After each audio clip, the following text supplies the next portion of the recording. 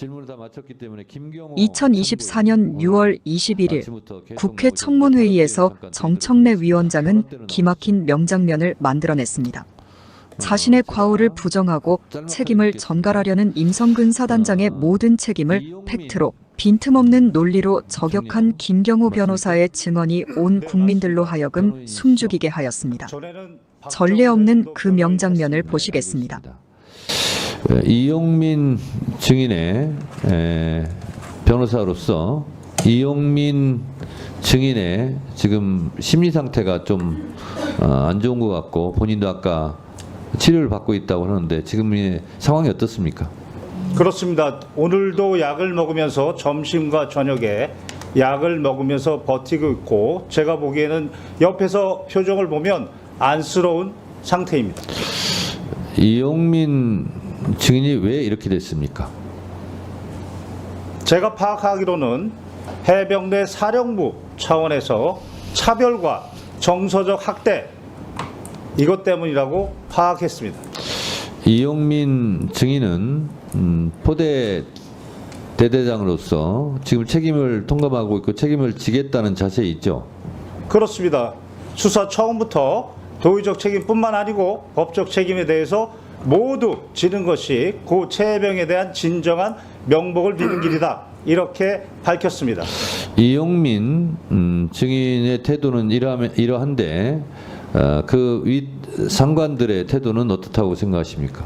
특히 임성근 증인은 오늘 청문회에서도 허위 사실을 2번이나 이야기했습니다. 그 허위 사실 2번 얘기한 것은 무엇입니까? 오전에 자신의 부하가 수중수색한 사실을 7월 19일 19시경에 인지했다라고 얘기했습니다. 그러나 그날 사고가 발생하고 7월 19일 10시 46분경에 사단의 참모장으로부터 이용민 중령한테 전화가 왔고 당시 이용민 중령은 벨트 아래 수중수색간에 실종이 돼서 사망했다라고 보고했습니다. 정상적인 군의 보고 체계라면 참모장은 바로 사단장에게 보고했을 것이고 또한 해병대 수사단에서 임성근 증인은 자신이 스스로 7월 22일 영결식 이후 수중수색 사실을 처음 알았다. 깜짝 놀랐다. 나는 수중수색 지시를 한 바 없다. 라고 말한 자신의 발언과도 배치됩니다. 두 번째는 수중 지시가 아니라 수중수색 지시가 아니라 본인은 계속 현장 지시가 아니라 지도였다고 그래서 지금 피해가는 말을 하는 것 같은데 그 부분에 대해서는 어떻게 생각하세요? 그렇습니다. 오후에 또 하나 허위 사실은 작전 지도와 관련해서 7여단장, 사단장은 7여단장의 관계에서 작전 지도를 한다 이렇게 얘기했습니다. 그러나 7월 18일 오전 현장 방문한 것이 바로 포병 3대대 구중대였습니다. 당시 구중대장은 전날까지만 해도 호우 피해 복구 작전이라고 알았는데 현장에서 갑자기 실종자 수색 작전으로 변경했고 당시 지형 정찰 및 위험성 평가를 위해서 병력을 대기하고 있었습니다. 그런데 갑자기 사단장이 나타나서 브리핑하고 있는데 갑자기 브리핑을 중단시키고 지금 빨리 들어가서 수색 안 하고 뭐하냐 라고 수중 수색 작전을 그리고 중대장한테 명령했습니다. 명백하게 허위사실이고 그 구중대가 바로 국민일보 일면에 나온 일렬식 수중수색 그 사진입니다. 자, 또 하나의 허위 증언이 있습니까? 이종섭 증인이 국민들 앞에서 이첩 보류 지시가 적법하다라고 얘기했는데 명백하게 법리 오해 위법입니다. 당시 최해병의 변사체가 발견됐습니다. 그러면 변사자 처리 지침에 따라서 해병대 수사단은 독자적으로 조사할 권한이 있습니다. 사망 원인에 대해서 그 사망 원인이 불명이면 불명인 대로 사망 원인이 밝혀졌는데 범죄 원인과 관련이 없으면 그러면 그때 당시는 국방부 장관의 지휘 감독권이 있습니다. 그러나 사망 원인에 범죄 원인이 있으면 개정된 군사보험법 2조에 따라 이첩시켜야 됩니다. 국방부 장관은 이때는 지휘감독권이 없습니다. 그게 개정된 군사보험법 2조의 취지입니다. 그리고 이것에 따라서 법원이 재판 관할권을 가지고 있는 군인 등의 범죄에 대한 수사 절차에 관한 규정 7조 1항에 따라 지체 없이 바로 이첩 시기를 지체 없이 경복궁에 보내게 되어 있는 것입니다. 따라서 당시 박대령은 개정된 군사법법 2조와 그리고 대통령의 명령에 따라 지체 없이 이첩하려고 한 것입니다. 여기에 국방부 장관이 법령상 권한 없이 이첩을 보류하라는 의무 없는 일을 시킨 것입니다. 그 자체가 직권남용이고 여기에 더해서 이첩의 내용에 대해서 뭘 빼라, 특정인을 빼라, 내용에 대해서도 직권남용한 겁니다. 네, 김경호 참고인, 혹시 아까 들으셨겠지만 임성근 사단장은 여단정을 통해서만 지시도 아니고 지도했다라고 하는데, 제가 알고 있기로 7월 18일 예천 현장에서 군인다운 모습이 부족하다, 복장이 불량하다, 병력 왜 대기시키냐는 현장 지휘를 한 것으로 제가 알고 있습니다. 이게 포 3대대 구 중대장 대위에게 했다고 하는데 혹시 이 사실은 알고 있습니까? 그렇습니다. 저는 바로 군 검사가 사본을 만들어 놔야 됩니다 라고 했던 사본을 다 봤습니다. 다 봤습니까? 다 봤습니다. 그러면 임성근 사단장이 여단장에게만 지도했다라는 말은 허위입니까? 허위입니다.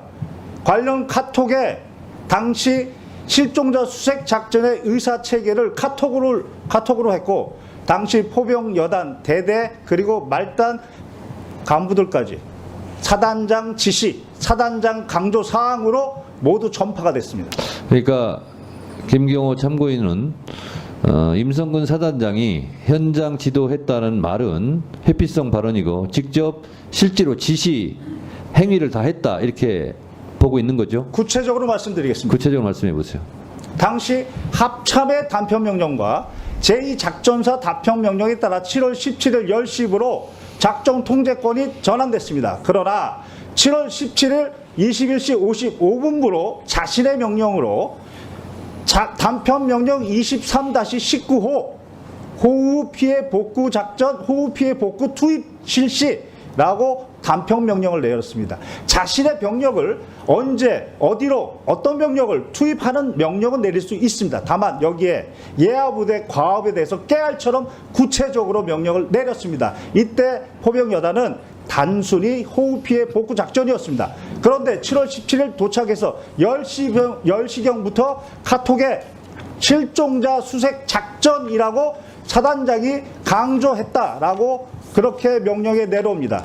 이때부터 실종자 수색 작전으로 변경했으면 그에 맞는 안전 도구를 갖춰야 되는데 그런 말은 없었습니다. 그리고 나서 아침에 7월 18일 날 포병 3대대 구중대장 가서 안정성 평가 생략하고 신속 투입 작전을 명령했고, 오후에는 실종자 수색 작전이 불가한 그런 상황, 육군도 철수했는데 지속명령, 작전 지속명령도 바로 임성근 증인이 내렸습니다. 그리고 더욱 중요한 것은 이 사건 바둑판식으로 무릎 아래까지 내려가서 정성껏 찔러보면서 탐색, 임성근 증인이 강조했고 지시했고 그것이 카톡에 모두 나와 있습니다. 자, 김경호 참고인, 하여튼 하루 종일 말씀 참느라고 고생하셨는데요. 제가 묻겠습니다. 이 작전 통제권은 육군 54단이 갖고 있었죠? 네, 그렇습니다. 네. 그런데 그래서 임성근 사단장은 자기에게 지휘권이 없었다 이렇게 주장을 하고 있는 것 같은데 그 부분에 대해서는 어떻게 생각하세요? 7일 여단장의 진술에 따르면 당시 54단장은 현장에 한 번도 오지도 않았고 화상회의로 한 번도 진행도 안 했으며 어떠한 지시도 하지 않았다. 반면 임성근 증인이 현장에 2번이나 왔고 화상회의도 했고 구체적으로 지시도 내렸다. 이렇게 진술하고 있습니다. 그렇습니다. 실제적으로 작전 통제권은 육군 54단에 가 있었지만 사실상 부대 지휘, 지시는 임성근 사단장이 한 것으로 봐야 되겠죠? 그렇게 7여단장은 진술했습니다. 네. 이 밖에 혹시 더 하시고 싶은 말씀 있으면 한 1분 정도 드릴 테니까 발언해 주시기 바랍니다. 개인적인 말씀을 드리면 아버지도 해병대 출신입니다. 제 동생도 해병대 출신입니다. 저도 해병대 법무관을 가고자 했으나 육군 법무관으로 가서 특전사에서 복무를 했습니다. 오늘 이후라도 해병대의 명예를 위해서 해병대 사령관과 해병대 사단장은 진실을 말하고 정직하게 얘기해서 해병대의 명예를 회복해 주기를 간절히 바랍니다. 이상입니다. 자, 거기 서 계시고요. 자, 박지원 의원님. 이렇게 날짜나 그런 숫자를 정확하게 기록도 그냥 다 기억해요. 죄송합니다. 좀 그게 고벽입니다. 자, 김경호 참고인이 거짓말이 다 드러나네 이제. 예, 김경호 참고인께서 유튜브에서 지금과 같은 내용으로 방송한 것을 저는 이미 봤습니다. 그래서 기회를 드린 것이 잘했다는 생각이 들고, 지금 김경호 참고인이 발언한 부분에 대해서 임성근 증인 혹시 반박하거나 할 말 있으면 해보세요. 네. 일단 1분간 하세요. 예, 위증과 관련해서 언급했던 제가 수중 수색을 했던 사실을 다시 사고가 났는데 수중에서 하다가 사고가 났다는 것을 알았던 사실은 제가 아까 19시경이라고 했는데 우리 김경호 변호인은 10시 46분에 참모장을 통해서 참모장이 그걸 확인해 갔다 했는데 당시 저는 예천에 있었고 참모장은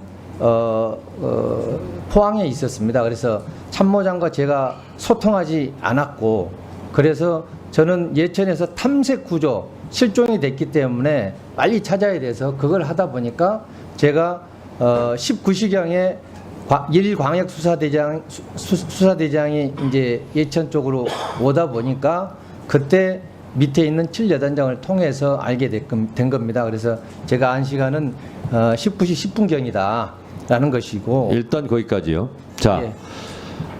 임성근 증인이 1분간 발언했는데 김경호 참고인도 재반박할 시간 1분간 드리겠습니다. 해병대 수사단에서 임성근 증인이 직접 자신의 발언은 22일 날 연결식 날 알았다라고 했습니다. 수중 수색 사실을 그날 알았다라고 했는데 오늘은 19일 19시에 알았다라고 해서 자신의 발언을 자신이 뒤집고 있다.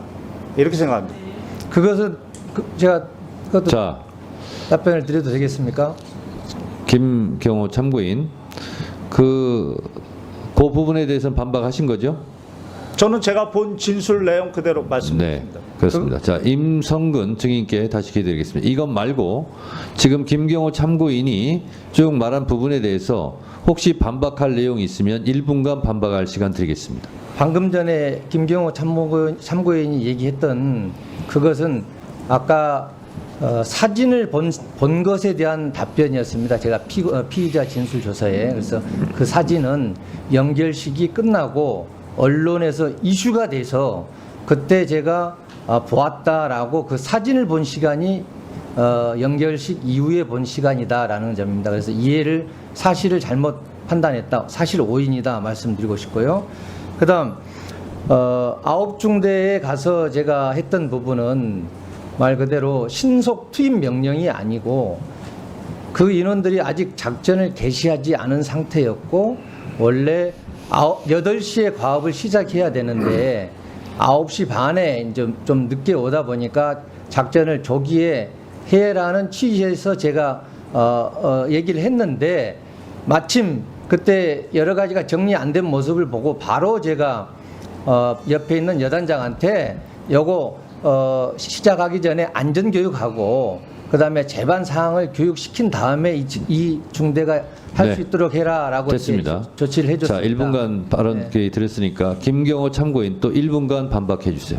이 사건 국민일보 일면 사진의 일렬식 수중 수색 그 사진은 바로 수중 수색 사실에 대한 인지가 핵심입니다. 오늘 오전에 어느 국회의원님이 그 사진을 올려주시고 물어봤을 때에는 수중 수색 사실을 7월 19일 19시에 알았다. 이렇게 발언했습니다. 그런데 수사단에서의 발언은 바로 그 국민일보 사진을 22일 날 받고 수중수색 사실도 그날 알았다라고 하면서 자신은 어떠한 수중수색 지시도 한 바 없다까지 얘기했습니다. 따라서 여기서 핵심은 수중수색 사실의 인지이고 그것에 대해서 오전에 분명히 7월 19일 19시라고 얘기했는데 그것은 자신의 발언과 기존의 발언과 배치된다. 자, 이 부분에 대해서 임성근 증인 1분간 또 발언하시죠. 네. 제가 정확히 제가 진술하고 진술서에도 제출한 것은 수중수색이었다는 것을 알게 된 것은 사고가 나서 7월 19일 19시 10분경에 사고가 난 다음에 알게 된 것이고, 그 다음에 그 사진에 대해서 사진을 언제 인지했느냐, 원래 사진이 19일 아침에 카톡으로 왔는데 언제 내가 인지를 했느냐, 그것은 연결식이 끝나고 나서 제가 언론에서 이슈돼서 그게 그 문제가 된다 하고 제 카톡에도 있다는 얘기를 누군가로부터 들어서 그때 제가 알게 됐다. 그걸 좀 설명하는 겁니다. 자, 임성근 증인. 네. 본인이 계속 지시는 하지 않았다. 현장 지도만 했다. 이렇게 입장을 고수하시는 거죠?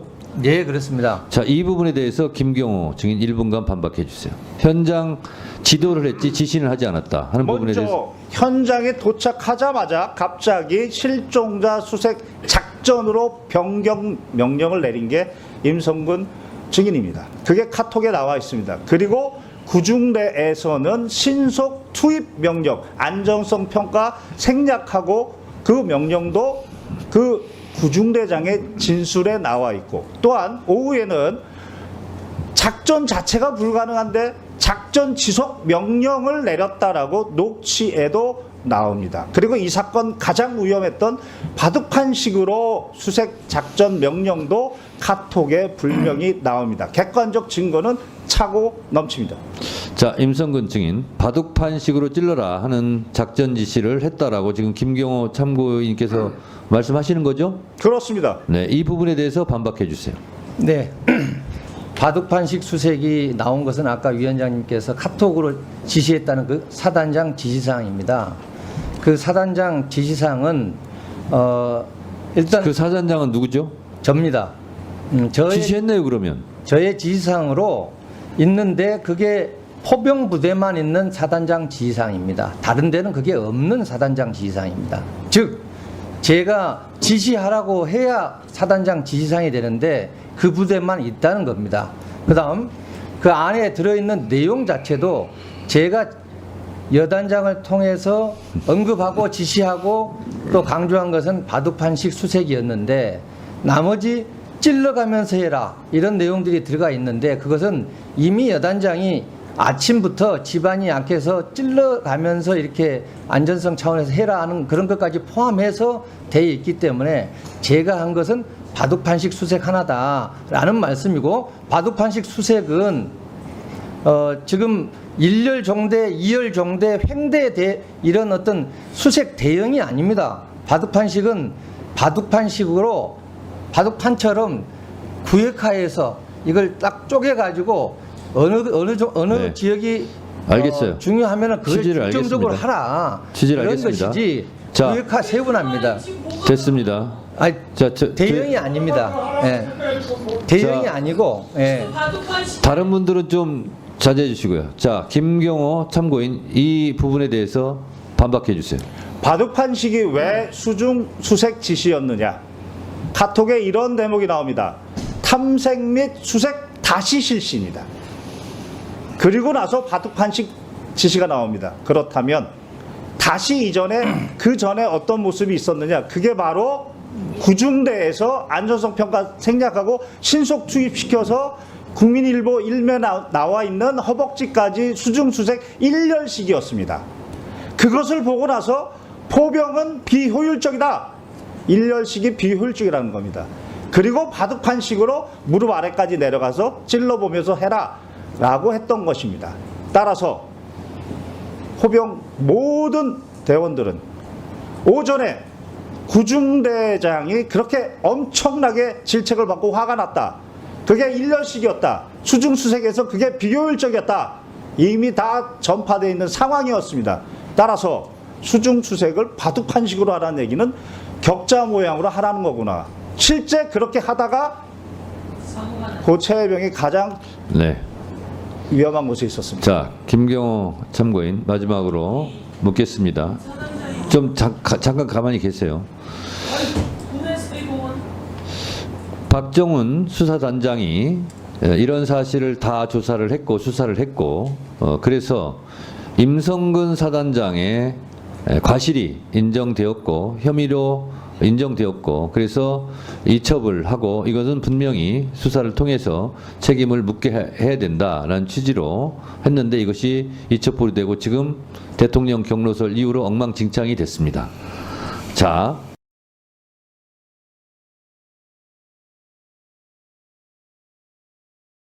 자, 김경호 참고인께서도 이 사건에 대해서 소상히 알고 있는 만큼 임성근 사단장이 실제로 지시한 수중수색을 지시를 했고 그 결과 최혜병의 사망 사건이 이루어지게 됐다라고 본인도 생각하고 있습니까?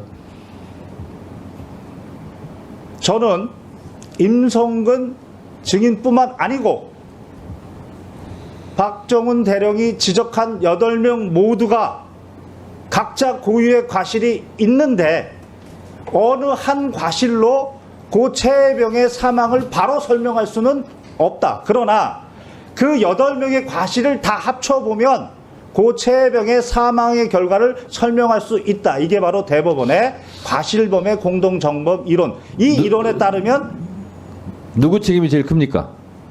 본인이 생각하기에. 그것은 바로 호우 피해 복구 작전이라고 생각하고 삽 마대를 들고 갔던 부대에게 아무 준비 없이 실종자 수색 작전으로 방향을 확 틀어버린 임성근 증인의 책임이 가장 크다고 판단합니다. 네, 감사합니다. 들어가세요.